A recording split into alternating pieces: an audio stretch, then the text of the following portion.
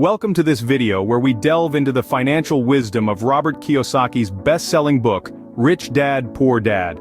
A game changer in the personal finance genre, this book has shaped the financial perspectives of millions worldwide. The author, Robert Kiyosaki, is a renowned financial educator, entrepreneur, and successful investor. His insights and lessons have resonated with readers across the globe, making this book a must-read for those seeking financial freedom. Rich Dad, Poor Dad is a comprehensive guide to understanding money and financial strategies. It comprises 207 enlightening pages, neatly divided into 10 distinct chapters. Each chapter unfolds a new aspect of financial wisdom, with Kiyosaki sharing his personal experiences and lessons learned from his two dads, one rich, one poor. So, are you ready to explore this treasure trove of financial knowledge? Let's dive into the chapters and unfold the financial secrets Robert Kiyosaki shares. Chapter 1, aptly titled Rich Dad, Poor Dad, sets the stage for the book's central theme. In this inaugural chapter, Kiyosaki introduces us to the two influential figures in his life, his two dads. One, his biological father, a well-educated man of modest means, and the other, his friend's father, a man of few academic credentials but abundant financial wisdom. The contrasting financial perspectives of these two men are beautifully illustrated through Kiyosaki's childhood memories. We learn about his stint working in one of his dad's stores, where he received his first lessons in money management and the value of hard work. His rich dad, however, offered a different perspective, encouraging him to question conventional wisdom and seek out financial independence. This chapter sets the foundation for the contrasting financial lessons Kiyosaki will learn from his two dads. It's an intriguing start to a journey that challenges traditional beliefs about money, wealth, and education. In Chapter 2, The Rich Don't Work for Money, Kiyosaki delves deeper into his rich dad's financial philosophy. This philosophy is a departure from the traditional mindset. Instead of working tirelessly for money, it suggests creating systems that generate wealth. This is the concept of financial independence, a state where your money works for you, not the other way around. The importance of investing and creating passive income streams is emphasized. Kiyosaki presents the example of his first investment property, a small, modest apartment. He didn't buy it to live in, but to generate income. The rent he collected from his tenants became a steady stream of passive income, which is money earned without actively working for it. This chapter introduces a key principle in achieving wealth. The rich don't work for money, they make money work for them. They invest in assets that generate income over time, freeing them from the traditional cycle of earning and spending. This chapter emphasizes the importance of money working for you, not the other way around. Chapters 3 and 4, Why Teach Financial Literacy and Mind Your Own Business, offer practical financial advice. Let's peel back the layers, shall we? It all begins with understanding financial education.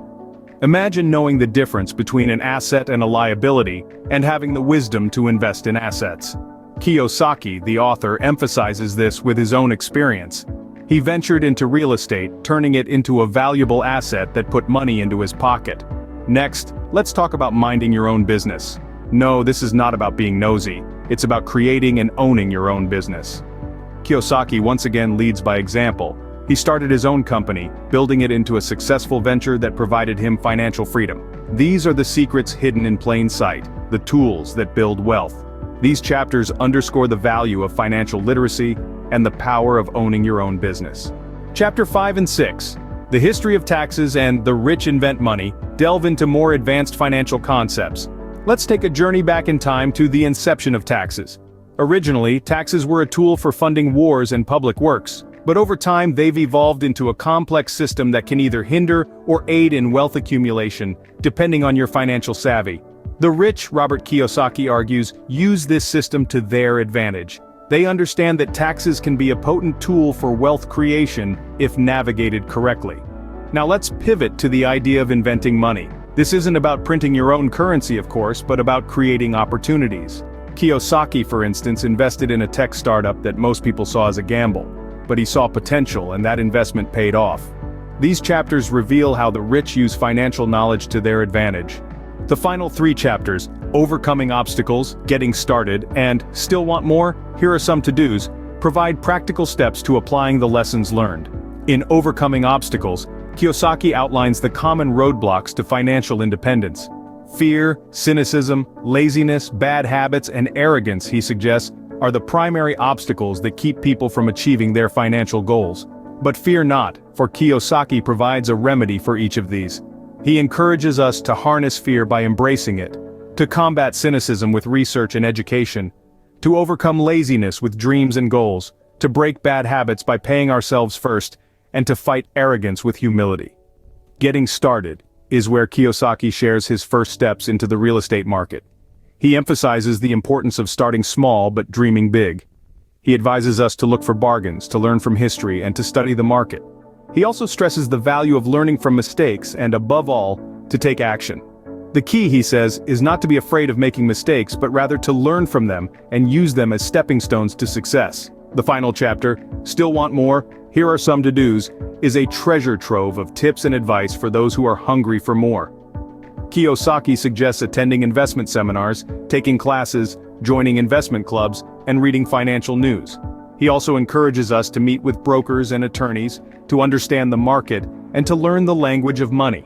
He even advocates for playing Monopoly, as it can teach valuable lessons about investing and financial management. In essence, these chapters are a call to action. They urge us to face our fears, to start investing, and to never stop learning. Whether you're a seasoned investor or a financial novice, the advice presented is both practical and inspiring.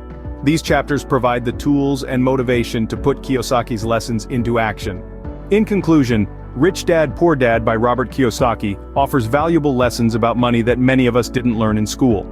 This seminal work challenges the conventional wisdom of working for money, and instead advocates for the idea of making money work for us.